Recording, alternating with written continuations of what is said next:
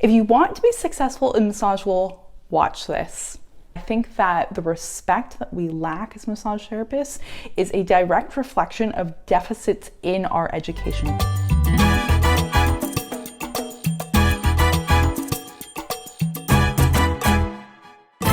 Welcome to the Virtual Massage Clinic. My name is Michelle. I'm so happy to have you here. And today we're going to talk about what it takes to be successful in massage school and beyond. And if you're watching this and you clicked on this, it's probably because you are a motivated, excited student who is wanting to get great grades and be an amazing massage therapist. Now, as you go through massage therapy and enter the profession, I forewarn you, there is something to be aware of, and that is the lack of respect in this industry for massage therapists. It sucks, and it's the reality of it. However, there is a positive side to this, and that is this is changing. Massage therapists around the world are increasingly developing a better reputation for themselves. Having said this, what do you think the number one thing is that's holding massage therapists back from their success? I think that the respect that we lack as massage therapists is a direct reflection of deficits in our education. If you want to be a fantastic massage therapist, you need to know your stuff. We all go through the same schooling. We all know the same techniques. But the difference is in the application of techniques, which comes down to your education around assessments and critical thinking, as well as your client care. Those are two things that really differentiate.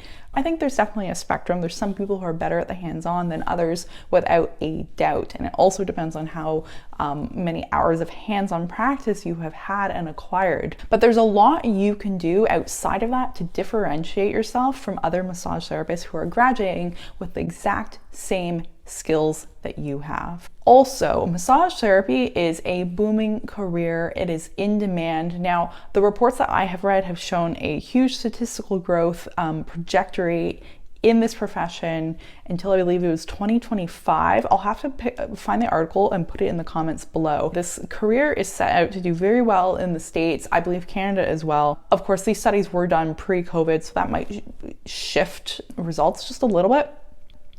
But nonetheless, I think that you have chosen a great career, but it's up to you to learn the critical thinking that will help you become a better, stronger massage therapist. I personally am a Canadian massage therapist with 2,200 hours of training, and in Canada, I'm very, very fortunate that we are registered healthcare providers, and we do have really high standards of practice that we do have to legally uphold. Now, I know it's very different in the States. If you're American, I very much want to speak to you as well about this. I think that one of the best ways you can earn the respect of your colleagues is through your education. While you are in school, what you can tactically do is ask questions. Ask all the questions you want. Don't be afraid to be that student who raises their hand. I was that person. I know what it's like to be looked at.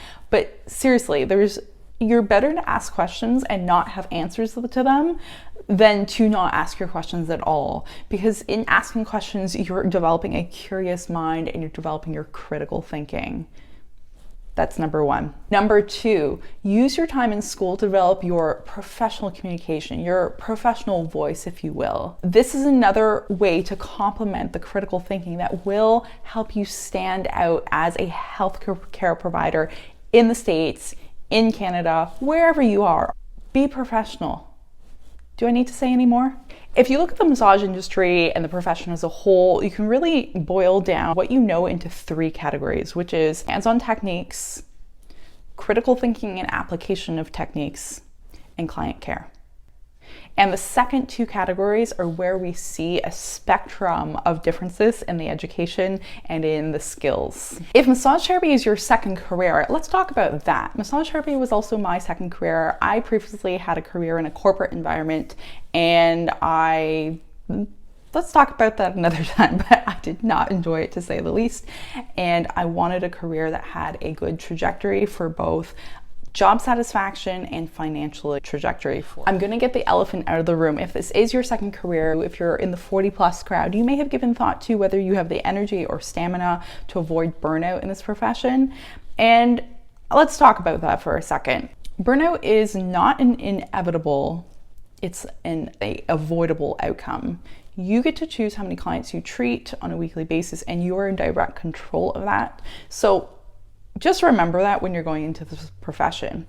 If you are aware that you can only treat 5 clients a week or 10 clients a week, whatever your number is, then stick to that and know that going into this profession.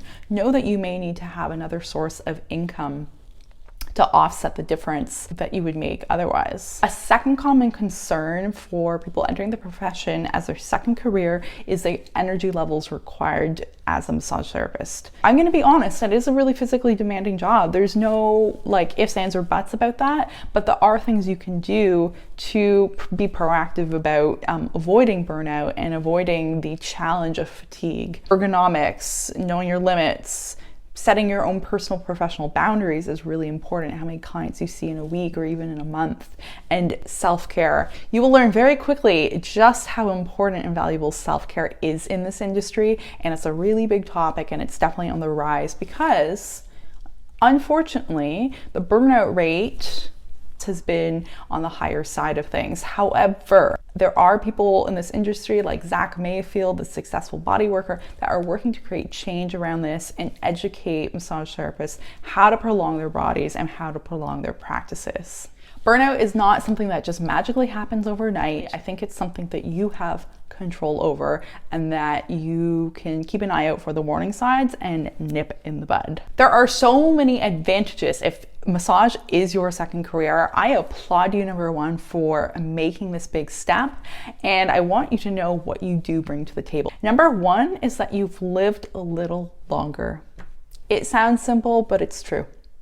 Having the life experience gives you such an advantage as a massage therapist because you have experienced a broader range of emotions. You understand people, you have developed compassion, empathy, sympathy. These are hugely important qualities as a massage therapist. You have a better understanding of topics, to be honest, that an 18-year-old may not. You know, when I was in school in my late 20s, I found that all the treatments I were doing were on these really healthy young bodies. And I was like, tendonitis, like, is this really a thing that ever happens? Yeah, it is. And I only saw those things once I was in practice. However, if you have a couple more extra years in your life, the likelihood is you've seen more of these ailments and you may have even received massage for them. Maybe you know someone personally that's had a hip replacement, knee replacement, frozen shoulder, cancer, the list goes on. But the more you have seen, the more valuable your treatments are because you understand the conditions firsthand. You know, when I was going through school, a lot of the conditions were just like something I had to wrap my head around in a very textbook sense. And then when I got into treatment and into clinic, I actually saw the conditions and I was like, oh, okay, this is real. And some conditions I still haven't seen, I'll be honest. So it's something that, you know, really works to your advantage. I know there's so much fear that goes on in making a career change, in choosing a schooling program. And if there's one thing I want to say is that massage therapy as a whole, by comparison to other schooling programs, has very low barriers to entry. So massage therapy has a lower cost of tuition and fewer hours. And this is one of the reasons why I am such an advocate for going to massage school if it's something someone is thinking about. You know, the money that you invest in massage school is a fraction of what you'll make in a year or 2 years. And the time you spend in massage school is also like way less than getting a college university degree. So I applaud you for making this choice. I am rooting for you. I think that you're going to one of the world's greatest professions. I cordially invite you to join our Facebook group called Massage Students, where we have other like-minded massage students just like yourself. Make sure you hit like, make sure you hit subscribe, and can't wait to meet you in there. Send me a DM on Instagram. My door is wide open. Ciao.